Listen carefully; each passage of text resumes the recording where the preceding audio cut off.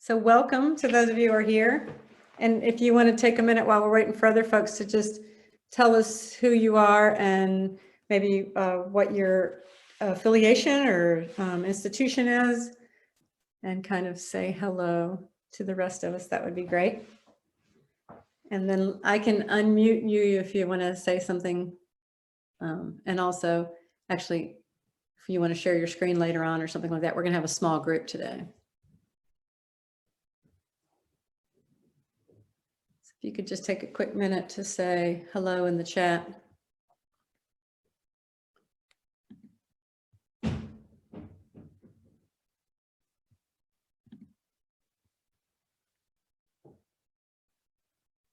And let us know who you are.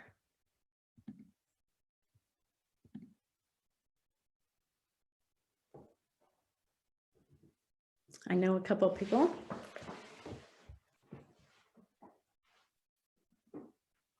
Yay.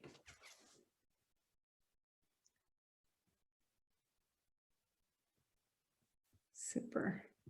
Thank you. Yeah, we have a small group. I didn't do a great job of kind of getting the word out. This is our first webinar in the series, so we'll be a small group today. And because it's a webinar and it's kind of like one-way output, I'm going to try to change that a little bit and offer you opportunities to talk or share your screens later on when we're doing some math. So we'll wait just a minute and see if a couple other people join us.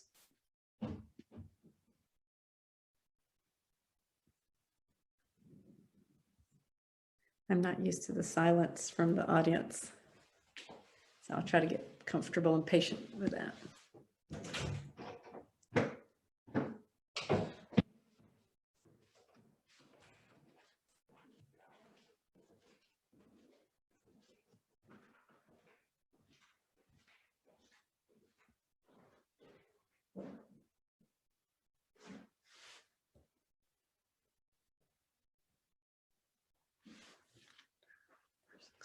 Wait just a couple more minutes.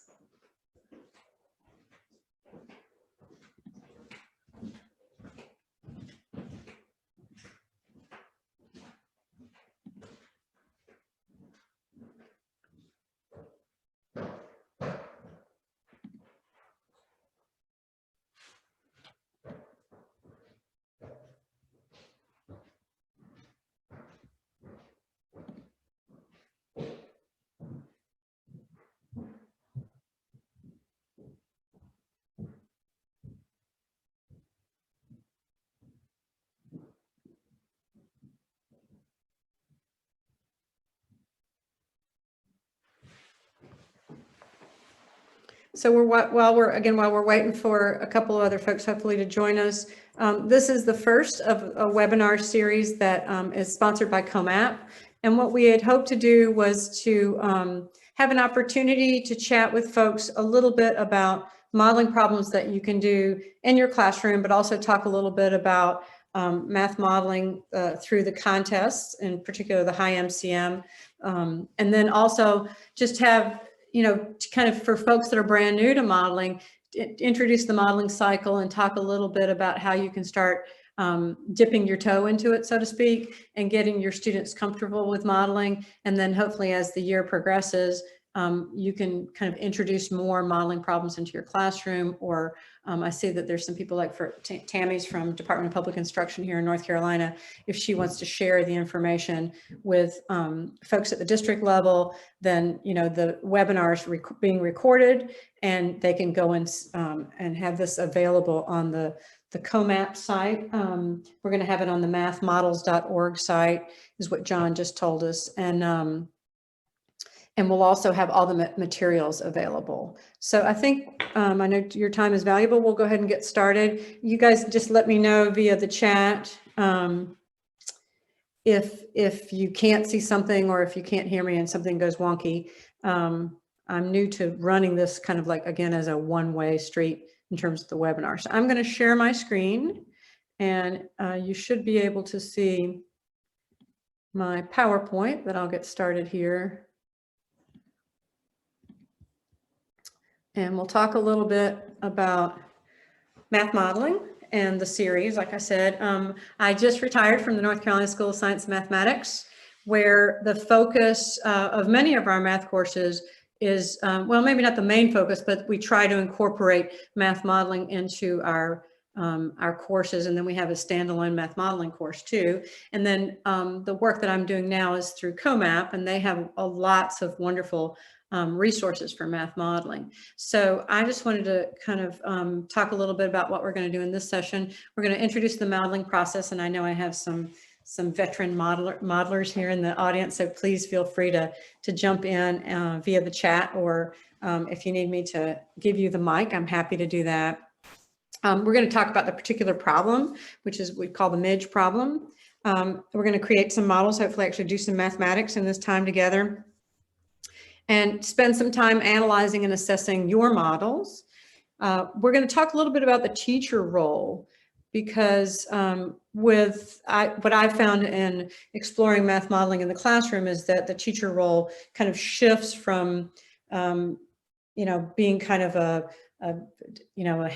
giver of knowledge to more orchestrating the conversation and trying to draw the knowledge out of the students, kind of honoring their ideas, which is one of the things I think that is valuable, both for the students as they kind of become more comfortable with that switching of roles, but then also thinking about how, as a teacher, our preparation is different. What goes on in the classroom is different in terms of what we're doing. So we'll talk a little bit about that. And then everybody has the question, about assessment, right? How do you assess a student's knowledge, either specific to math modeling or specific to some type of mathematical concept or topics that come up within the modeling framework?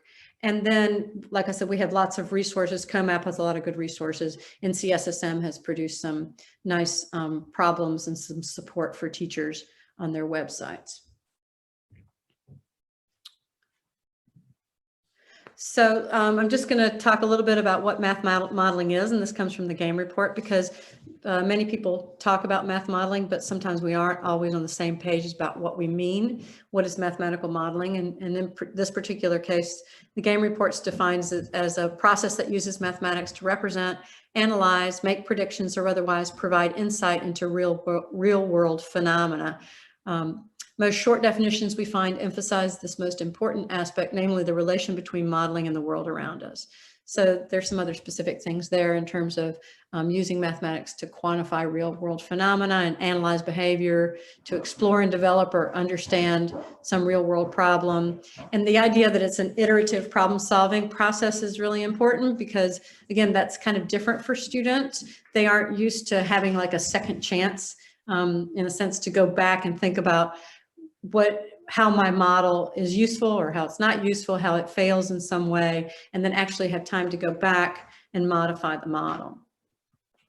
This is a great quote from Henry Pollack. I use it a lot because I think it's really important to think about the connection between the real world and the ensuing mathematics. I'll let you read that and then kind of point out what I think is important.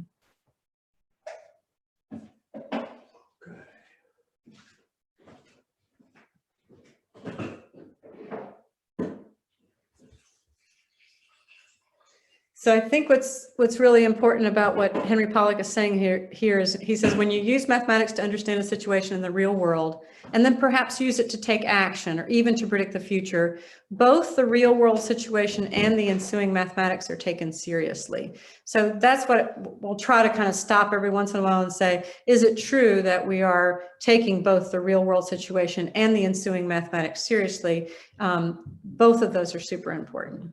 And again, if you guys have comments or want to say something, please just type it in the chat. I should be able to see. Here's the modeling cycle. We start with some real world problem or phenomenon.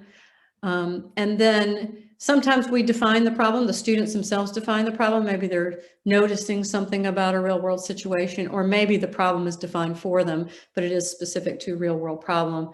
And then they define variables, they make assumptions. So this kind of circular part here in the middle is kind of the preliminary part where we're brainstorming. And then ultimately we get to do the mathematics, right? And that's the getting the solution part. If you don't have a problem that's that's contextual, then a lot of times after you get the solution, you either talk to your teacher or another student, or you look in the back of the book and you say, did I get this right? But because we have this context, we get to stop and say, wait, does our solution really make sense in the real world? So that analysis and model assessment are kind of a new piece for students. And if they find, like I said before, that their model is somehow lacking and there is time, they might get kicked back into this modeling cycle where maybe they'll change some of their assumptions, or they'll realize that their model, you know, specifically what the flaw is in their model, and then they'll come back out, do some more math, and then analyze and assess their model, and then ultimately report the results. And we'll talk a little bit about some options for reporting those results, and then also options for assessment.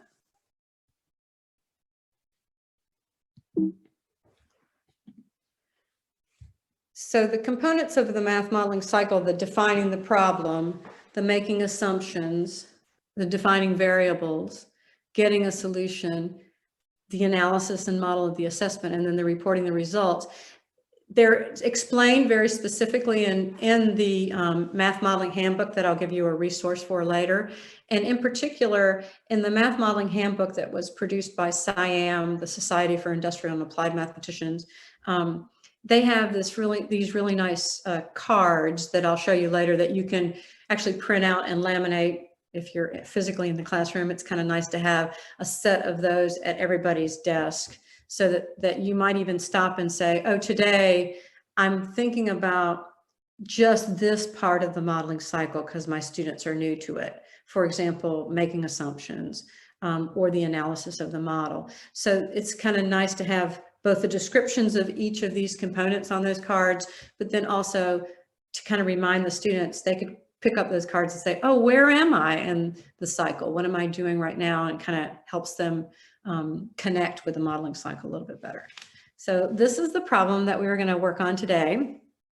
And it's a problem came from a COMAP resource a while back, and then it's also in the game report. So the game report is a free download that I'll share with you later too.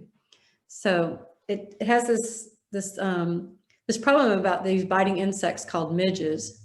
And the deal is that one kind of midge, the APF, is a carrier of a debilitating disease that causes swelling of the brain. And what we'd like to do is, I'm going to give you some data, and we're going to try to think about figuring out how to kind of, if we get a midge with a particular wingspan and antenna length, is it an AF midge, which is the harmless one, or is it an APF midge? So we're trying to distinguish between the two varieties. And here's the data. So what I'd like to do so that you can have this data kind of in front of you in a more tangible way is I am going to share a link to the data and a graph of the data in a Desmos file that I've created in the chat.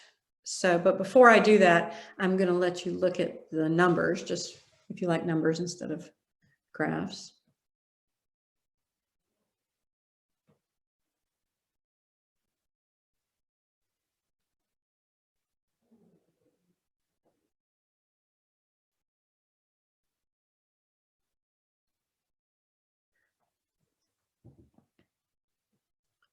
And if you remember, the APF midge is the dangerous one, and the AF midge is the one that's harmless.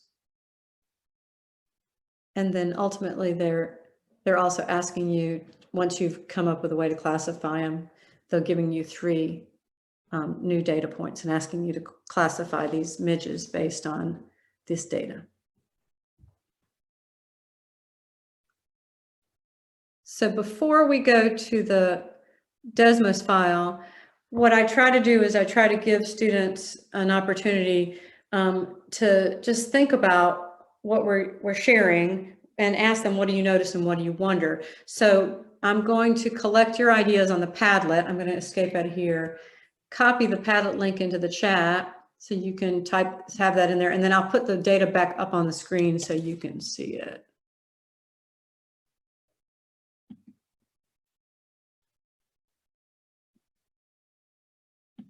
So in the chat, that's the link for the Padlet.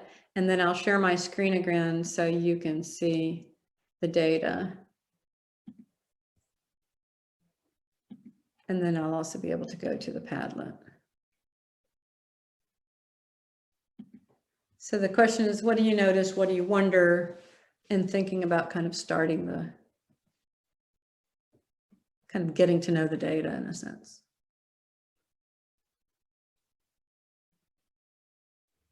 Let me know if you can't get to the Padlet for some reason.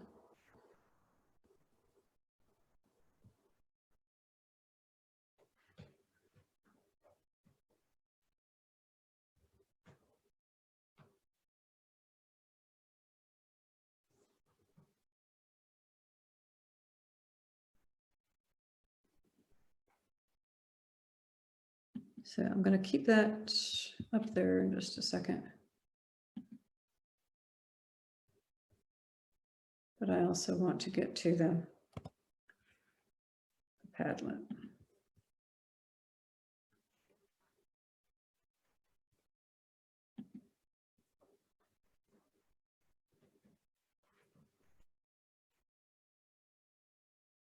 And if you want to see the numbers again, just let me know. Just kind of trying to keep track of a couple things.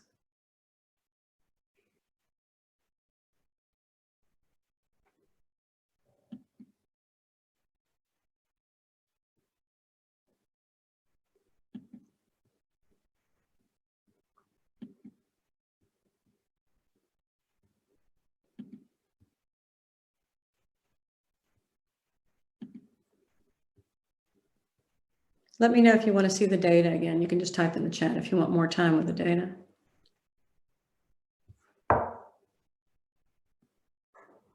Okay, I see a yes, please.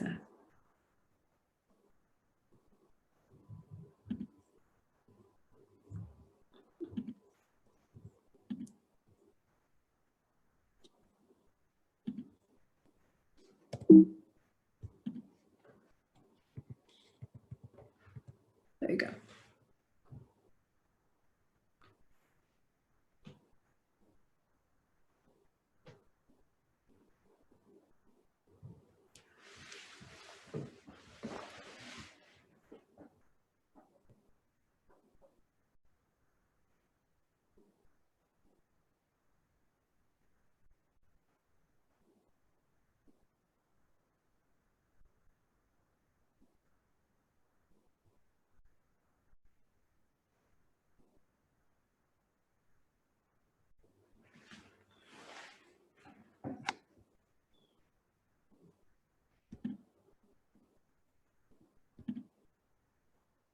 You could also type in the chat if you'd rather do it than the Padlet.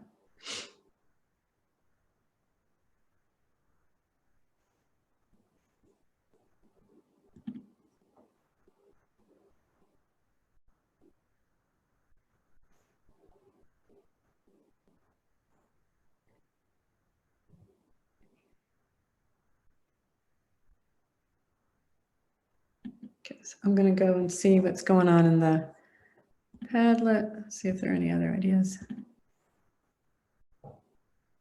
Yes, some people are noticing things about the actual numbers.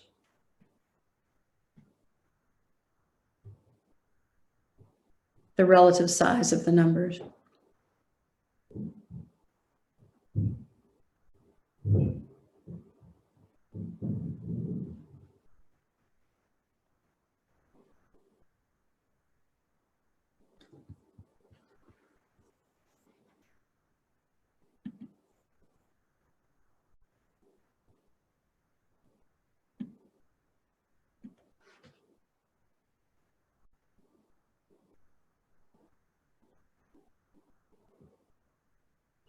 So some of the things we're seeing is antennas for the APF tend to be smaller than for the AF as compared to the wing length. And here's somebody else says for about the same wing length, the AF has larger antenna length. There may be a line between the two groups on the scatter plot that can define the group. So that's a question. So this idea of just kind of just looking at the data, kind of getting comfortable with it, and now we can kind of give students an opportunity to kind of present their what do you notice, what do you wonder, and then we can now share the Desmos file link, so you can actually get to that Desmos data set, so you don't have to type it in for yourselves. Let me see if I can get hold of that. So it's called, I called it the Midge data set, and somebody said, can we look at this in a scatter plot? So I'm going to drop that in the chat, and hopefully everybody will be able to get to this Desmos file, and I'll share it too. I don't know if it's a file, it's a page, I guess.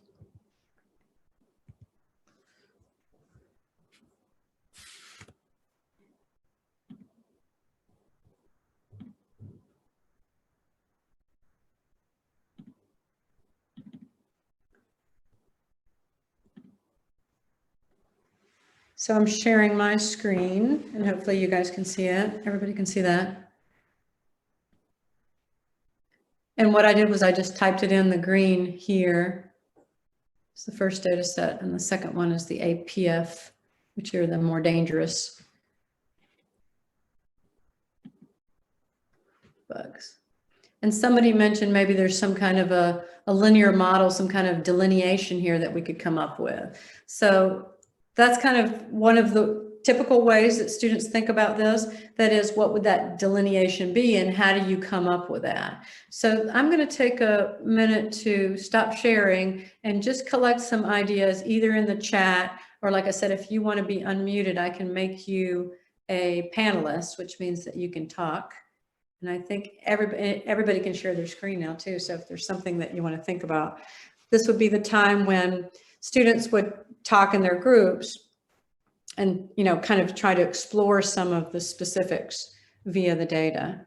So as you have ideas, please share those in the chat. Or like I said, if you want to raise your hand or say, Maria, I need to talk, let me know.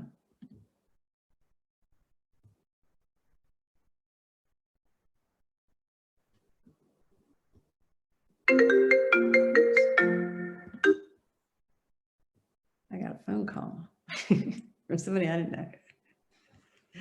Ideas about what you would like to do with that data set. I can either drive and do it here on the screen, or you can just do it yourself, try it out and see what's going on.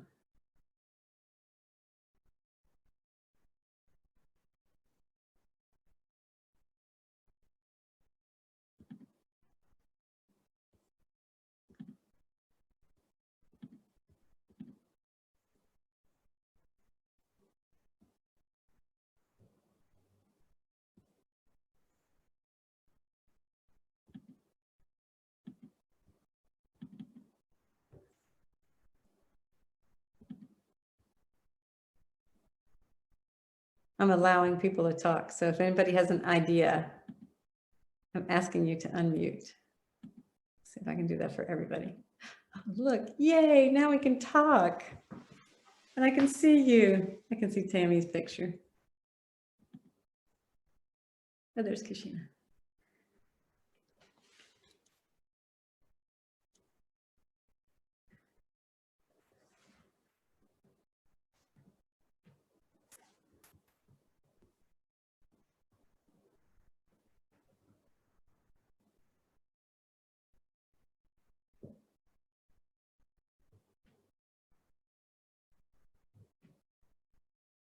Suggestions for what to do with this data set. That's what I'm waiting for. Hoping for. You can unmute now. All of you can talk. Hi. Hi. Another voice. What would you like to do? I've just not randomly, but I picked 2 points to put into a third table for X3 and Y3. My points were 1.74 and to Y is 1.18. The other one was 2 and 1.4, sort of eyeballing a line to delineate between the two. And then I did linear regression on those 2 points. Okay, so you didn't even find the equation on your own, but you were just Oh, eyeballing no, the data. Right. Exactly. So it's nice though. I mean, do you want me to share my screen? Sure, share your screen. How do I do that? I think if you go to the hover over the bottom, there's a share screen button. No, I don't have that. Oh, you don't? No. Let's see if maybe I can't unmute you and let you share the screen. And I have all the power. I'm not sure if you want that. That's Maybe okay.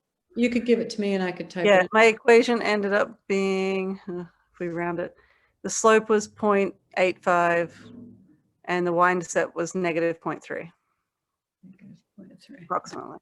And if you guys have questions for Kashina, let me know. I will type that into my Desmos.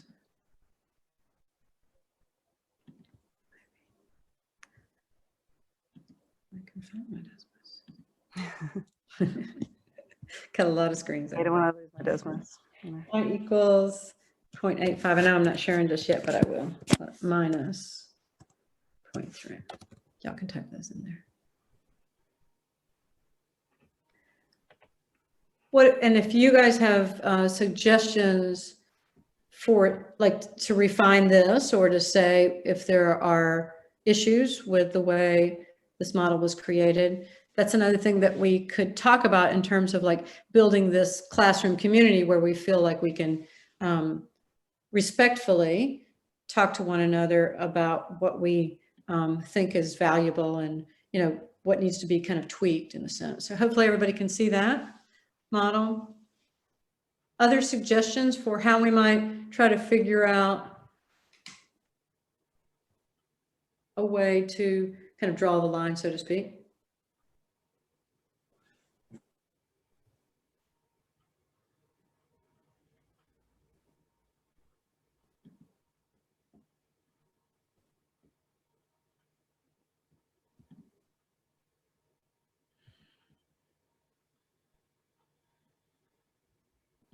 Anybody else have some suggestions? I was just wondering, was there enough data for the second set? Is that enough data? That's a great question, Tammy. Yeah, we didn't really talk too much about assumptions, and that would be something we would talk about in class before we kind of jumped in here. But and a lot of times when we do some of these problems, we don't really have that much data. So it's not really out of our control. The biologists have given us this data, and you might say, oh, well, that's too small. You know, the data is not enough to kind of make this prediction. But in kind of this world that we're living in, we're saying, yeah, there's not a whole lot of data there. And you might mention that when you talk about your model, and the fact that the limitation of the number of data points puts a constraint on how good your model is. That's a good, I noticed that too. I was like, oh, should I really be able to make a prediction made on such a small data set? Thank you for bringing that up. So if we're going to kind of go with that and say, okay, well, this is what we got to go with this. One of the assumptions too, I think, is that the data that we have is correct, and that the data that we have is representative of these two species of bugs, right? Because if that's not the case, then again, our work is kind of futile.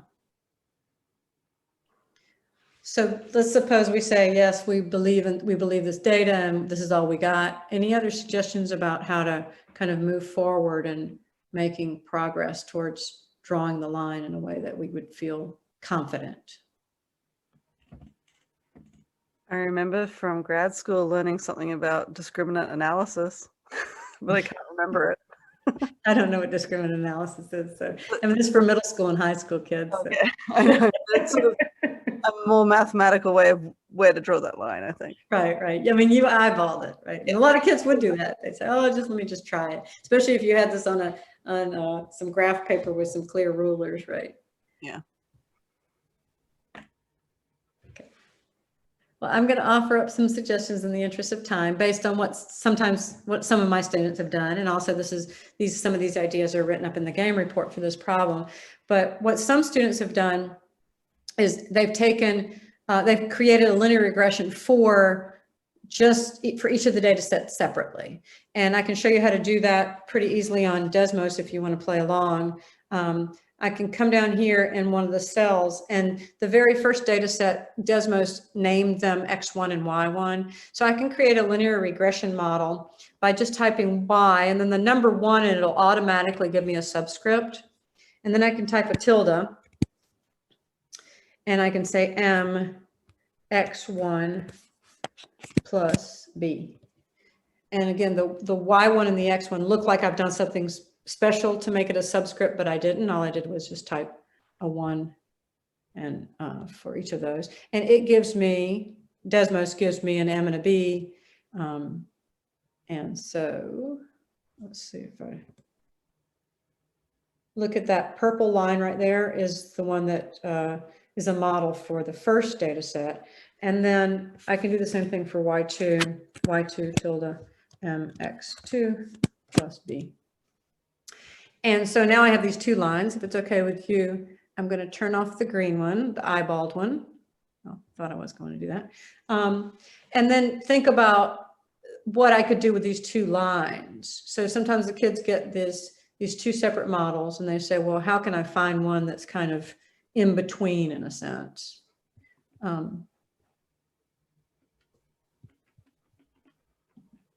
Suggestions for that now that I have these 2 separate models?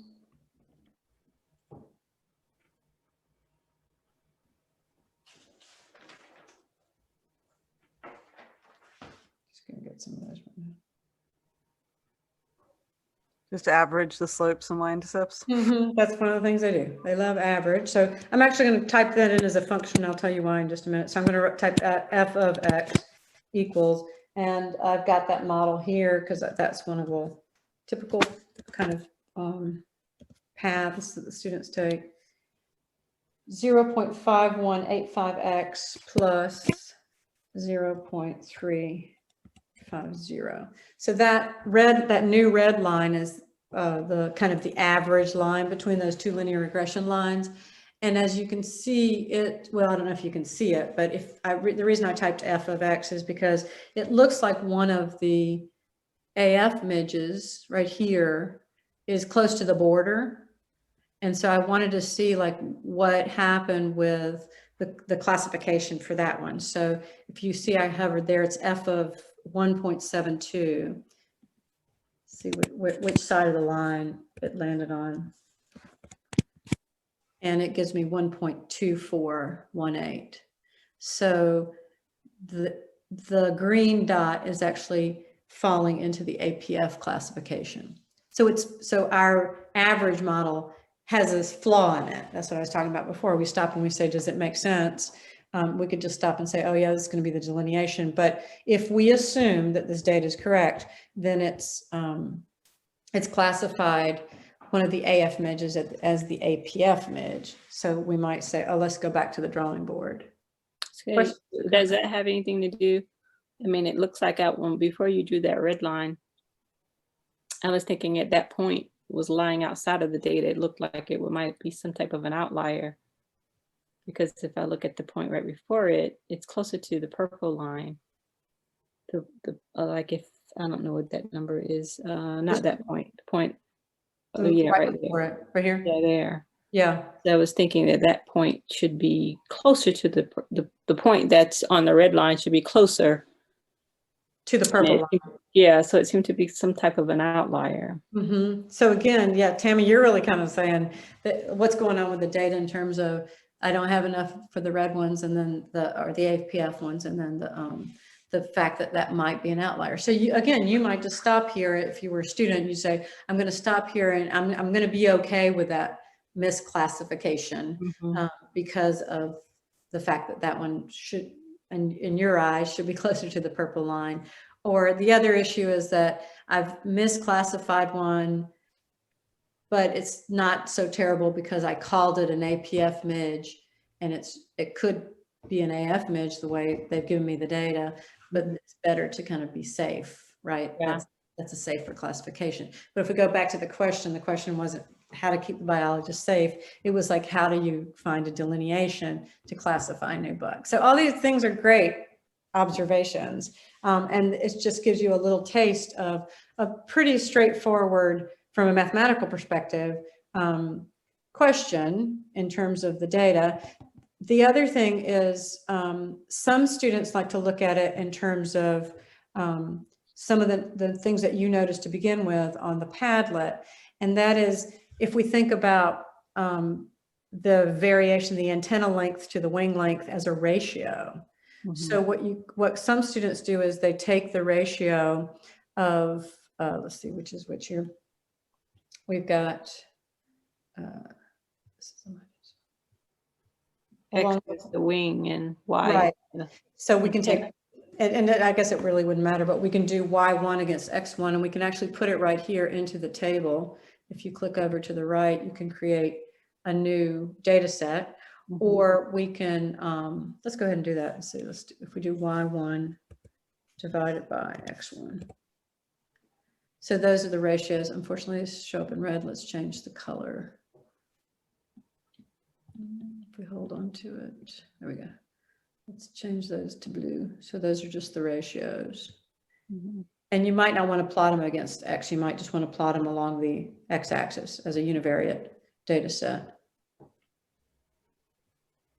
And then I can do the same thing here. I could do Y2 over X2. And let's change those to, so what color we don't have yet, orange. And we can plot those, oops, sorry. We're really just interested in those Y values, so it doesn't really matter about the X values. So we could just plot those and consider some kind of a breaking point for them. So let's do that. I'm going to turn off, actually one more thing before I leave the bivariate data set. The other thing that shows up with Desmos, which if you've used Desmos a lot, you're probably familiar with this, but if you haven't, you might notice that there is a residual button here, because we didn't even talk about the fact that, do we believe that the linear models are reasonable based on the residual plots? You can plot the residuals for each of these models by just clicking that plot button. And so you can see whether or not the residuals are the differences between the Y value of each of the data points and the model evaluated at those X values. So those are the errors in a sense. And you can see whether or not they're scattered. And if the residuals are scattered, that scatter plot the scatter plot of the residuals is scattered, then it means that the linear model is a reasonable model for the data set. So I just wanted to show you that that's available in Desmos. And what I'd like to do is just show you real quickly, again, this is a method that a lot of the students use, is to take, let me turn off all these other data plots. I've got a lot of data plots on here. And let's just plot, I think I just call this something like, I don't know if I have to call it something or just plot it. So let's just do 0, comma, what did they call these? They didn't give them a name, so we can just calculate them here. I can do Y1 divided by X1.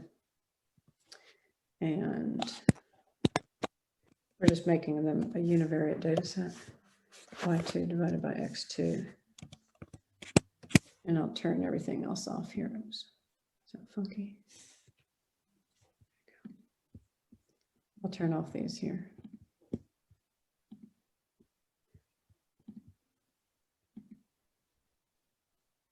Oh, I meant to plot them along the x-axis. Sorry. You just have like a y equals 0.7 line. Yes. So you can look at, yeah, what we're trying to do is some kind of delineation based on this ratio. So if it's on the x-axis, there you go. And then I'll zoom in a little bit. what was the x variable? I've forgotten. X is the Wings. antenna. Okay. Antenna is along the horizontal. So if it's less than 70%, if the wingspan's less than 70% approximately. Wingspan is X, isn't it? Is it? Yeah. I forget. Wingspan is X and antenna length is Y. Yeah, that's right. So you can kind of see some delineation. So what did you just say for your delineation? What was the number that you used? I think I picked about 0.7, could be 0.65 looking at this now. No, 0.7, 0.7 point, you know, whatever the midpoint of those 2 points. Yeah, exactly. And again, you're using this midpoint. We haven't really talked so much about the variability of the data, but we can also mention that. And again, this is all just a different way to look at the problem. So if kids said, no, I wanted to think about it from in terms of instead of the bivariate data, this ratio and the univariate data, what would that delineation be? Have I classified everybody correctly? That could be one of the criteria.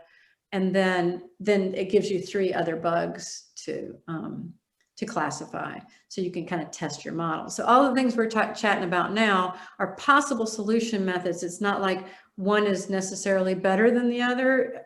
I mean, it could be that one's better than the other, but if you're a student doing this problem, maybe you only have time to look at one solution, and then you're just looking at your own solution against these other kind of big ideas with the problem. So I think this is a nice problem in the sense that it has variation in terms of your solution method, and it gives you an opportunity to talk about what you think is good and what you think is limited in your model. So I'm going to stop sharing just for a minute and see if there are any questions or comments so far, and then we'll go back to kind of the modeling process and the teacher role. Does anybody else want to weigh in? Thank you both for helping out.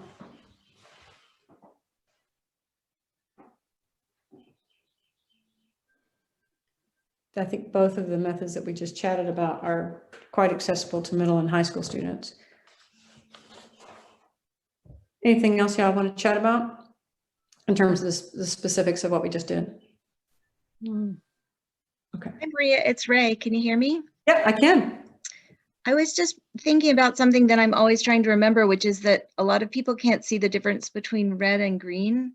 Oh, And so I appreciated that you showed us how to change the color of the points, because that wasn't something I knew how to do already. And so, trying to remember to use different point styles or line styles without making it too busy, but so that everybody can see what the differences are between things is something I'm always trying to remember. And I thought I'd just bring that up. Yeah. Thank you for telling me that. Also, I've been kind of changing colors just haphazardly in terms of trying to distinguish between something I've done before, because we've done a lot of different things. But I think too, to help us think about like which of these bugs is the good one and which is the bad one. Like kids might say, I'm going to use green for the good bug, and that kind of thing, and be consistent with that, because their experience is going to be just one of these avenues most likely. That kind of thing. And then the other thing I learned today, because I put it on Twitter because I didn't know how to do this, was how to take the 2 data sets and merge them, because some kids just want to like merge them and just try and see what a linear regression looks like. It actually doesn't look very good. It looks almost horizontal. The slope is pretty small, but or close to 1, sorry. But the idea is that, kind of being able to play with these tools, you kind of learn something every time you try something new. So if you want to know how to do that, there's a join command in Desmos, which is pretty cool. I have one other question for you. Just Yep. did they ever try connecting the dots of the outer points, or making a circle or an ellipse or anything, and then thinking about the intersection or whether there's an intersection to try to understand how much they're overlapping? Has anyone ever done that? Because in geography, sometimes they do that. They make circles around things. I don't know with this problem if they have done that. So can you say that again? Because I'm going to bring up the scatter plot again. Like maybe there's a way of, sometimes there's these clustering algorithms that the way they work to try to identify clusters is drawing circles or ellipses around them. And I just wondered if that was something that kids ever think of because they've seen it somewhere else, or if Desmos might have something like that. No, I haven't seen kids do that before, but now that I'm looking at the data set, I can kind of think about like even maybe like an oval shape where you're kind of trying to encapsulate all the green points and then all the APF data. So I haven't seen that. I think that's the technique I was referring to earlier. The sort of higher level one does that. Okay. Discriminant analysis, but sort of starting off with a basic level would be great, and then you could get to that later on. Okay, so let's go back to our PowerPoint and then talk a little bit. We've done some of these, and I'll share my screen just a second. Maria, I know you're going away from that, but I was interested, of course, with my job description, what standard are we looking at? What would this fall under? You know, Well, I think if you're doing the linear regression. okay, that's in Math 1, 2. Mhm. Yep, and then if you're doing something with ratios and univariate data, because we haven't really talked too much about what else you would do with the ratios besides just kind of taking that midpoint, but you could talk about standard deviation and means Okay. or medians of the ratios. Mm-hmm. So Okay. that would fall in middle school, right? Yeah, I was trying to figure out how to fit that into middle school because I don't, in 8th grade, they don't get real close. They yeah, what's the word? It's an estimate of the line of best fit. So they don't really get into the line of the regression and standard deviation a whole bunch. But Mhm. Math 1, they do. So I was just trying to see where that fit in the higher. In the standards, yeah. Mhm. But I think the univariate data falls in middle school. Yeah, it does. But I didn't know if I was never thought about approaching it from the ratio. I mean, that's the first thing I saw, but I never thought about. Right, yeah, that was what John mentioned, yeah. Yeah. Mm-hmm. Okay, so I'm going to go back and share my screen. Thank you for bringing that up because a lot of times the modeling problems sometimes are open-ended and you don't know exactly what standards you'll hit depending on which avenues the students go down. Okay, so if we go back to kind of the idea Henry Pollack pointed out to us is that we're taking both the math and the real world seriously, and this idea to consider some of these things in terms of your limitations of your model, and can we use the model to understand something about the physical problem? Of course, in this case, we kind of started out with a physical problem. I want to talk a little bit about the teacher's role. This is a great diagram that I have used before, and it really just helps me think about, like, in the middle, the black squares are what students are doing. They're posing questions, they're building solutions, they're validating conclusions. And then as a teacher, we're developing and anticipating, we're anticipating students' questions, where they're going to get stuck, what kind of solution methods they might use as we're preparing our modeling tasks. And then we have to enact the task. So for this particular task, I kind of just gave you the problem, but maybe students are really interested in this bug and they're trying to figure out, they're actually pretty small, right? And maybe they want to go learn more about the context. So enacting a modeling task sometimes would mean that we take some time to familiarize the students with the context, depending on, their perspective and their lived experience. And, I think we need to, frankly, be careful about the types of content that we choose. Instead, maybe think, draw on our students' experience and having them present us with some of these contexts. What I mean, be careful is that we shouldn't make a lot of assumptions about whether or not students are familiar with the context. And then as students are working, we monitor, we might pull everybody back together in this regrouping process and say, hey, this is what I'm seeing as I'm walking around. Just trying to think about either seeing if the students need to have some clarifying questions, that kind of idea. And then the revisiting part is pretty interesting for me. Let me go to the next slide, because this is kind of what I think about in the revisiting part is students get to kind of, maybe you get to point out to the students, hey, let's stop and why don't we name some of the mathematical topics that you're using or the concepts that you're using? Because that's powerful, I think. I think for them to be able to think, I have these tools in my tool bag and I'm drawing from those tools now is a pretty cool thing for students to be able to do. And then to connect their work to the modeling process, I mentioned that before, like having those cards out on the table where they can say, oh, right now I'm working in this part of the modeling process. They could also stop and say, I've got some model, I'm pretty happy with it, but I'm ready to change something about the problem and see how that affects my model, or to think about extending what they've already done to, maybe a more thorough examination of the model or a more thorough examination of some particular topic. So there's a lot of different stuff that goes on as a teacher when you're doing mathematical modeling. And then the idea is like, when are we done? Because modeling is an iterative process and you can always get better, get a better model. And I'll use Rachel Levy's words and say, you know, when are we allowed to declare victory? So that's kind of an iffy point too. Usually time dictates when we stop and we say we're done. But again, because we have an opportunity to, hopefully, to go back and modify our work, this is a new thing for students. Assessment is always something that I get a lot of questions about, and the idea that assessment should focus on the content, but also kind of, again, you could focus on a particular component of the modeling process. How are students getting, progressing as modelers themselves? The communication of the assumptions, the mathematical reasoning, and the evaluation of the model are also important. And the understanding of the mathematical concepts can be made more evident through the application of these real world problems. So this kind of makes it more real for students. So in the game report, there's a lot of great stuff in terms of assessment. They talk about the mastery of applying the components of the modeling process, the communication of their findings. Maybe you're assessing students on their ability to work as a team.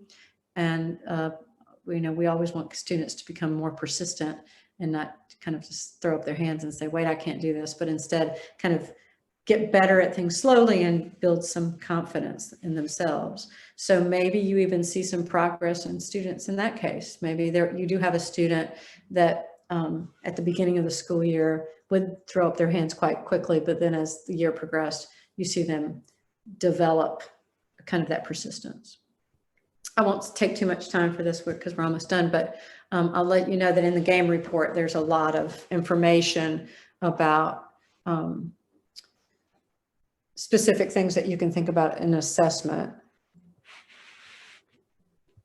So I will go through these quickly. All of this will be available on the website as well as the recording, so you can share it with folks. Here's a rubric, a sample rubric that came from the game report, just a partial rubric. And again, I'm just going through this quickly so I can share some student reflections. So for our students, it's really great, I think, to see them kind of reflect on their modeling experience. So I usually ask them to reflect on a modeling problem we've done and how they've grown as learners or grown as modelers. And here's a student reflection.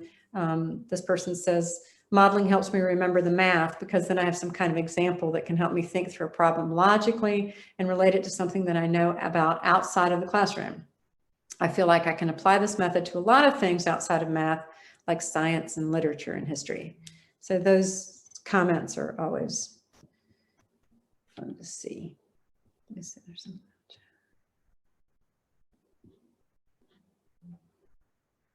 Helps you remember the math, yeah. We want them to remember the math, don't we? This one is great. Before this problem, I had never felt this specific type of frustration. There's always been a book, peer, or teacher to turn to. However, the pestering exasperation of not being able to get this problem was what made it literally impossible to get out of my mind. For the first time, I found myself thinking about math outside of the math classroom, completely voluntary. I genuinely wanted to figure out this out for me. I mean, that's pretty powerful to say this kid would never think about math outside the classroom, at least like in the front of their brain, and they found it pretty frustrating and exasperating, and all that stuff led to something good.